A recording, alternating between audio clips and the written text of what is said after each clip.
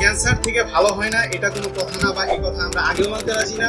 আমি doctor ATM Rezaul Karim, আমি ছোটবেলা থেকেই কোনো রোগীর চিকিৎসা নাই এই কথা আমি মানতে রাজি না। সেই সুবাদে স্যারের সাথে এসে আজ পর্যন্ত কাজ করতেছি। যারা বিশ্বাস করেন ক্যান্সার ভালো হয় না তাদেরকে আমি একটা রিপোর্ট দেখাতে চাই, যেটা ওনার রিপোর্ট ছিল। বর্তমানে ওনার সুস্থতার রিপোর্টটা একটু দেখে নিই আমরা। দেখেন আরেকটা রিপোর্ট।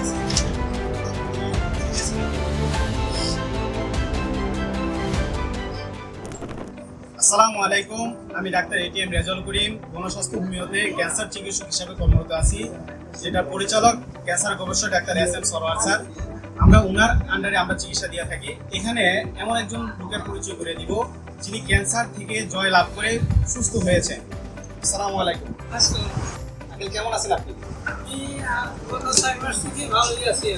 আচ্ছা, শারীরিকভাবে কোনো সমস্যা হইতেছে? আচ্ছা আচ্ছা, আপনার নাম?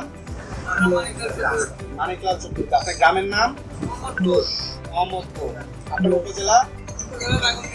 আচ্ছা, জেলা ফেনী। আচ্ছা, উনি আপনার সাথে আপনার ছেলে সম্ভবত মেডিকেলের সেক্টরে আছে। আপনি একজন পল্লী চিকিৎসক, তাই না?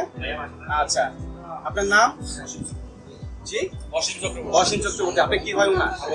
আপনার বাবার কি পরিস্থিতি নিয়ে আসছেন, আর এখন কি অবস্থা আছে? বাবার পরিস্থিতি মোটামুটি আগে খারাপ ছিল, এখন মোটামুটি চিকিৎসা মোটামুটি ভালো আছে। আচ্ছা, তো আপনার এই আমাদের চিকিৎসা ব্যবস্থা দেখার পরে আপনার কি ওপিনিয়ন? নিয়ম তান্ত্রিক সব কিছু চলে খেলে ভালো হওয়ার সম্ভাবনা আছে। আচ্ছা, আপনি তো এলোপ্যাথিক সেক্টরে আছেন, একটা আগুন ভুঁইয়া ডায়াগনোস সেন্টার আছে, ডায়াবেটিক্স হসপিটাল আছে। এই ক্যান্সার রোগী সুস্থ হয় এটার ব্যাপার আপনি কি কথা, বা আমাদের এখানে চিকিৎসা ব্যবস্থা কেমন? চিকিৎসা ব্যবস্থা ভালো।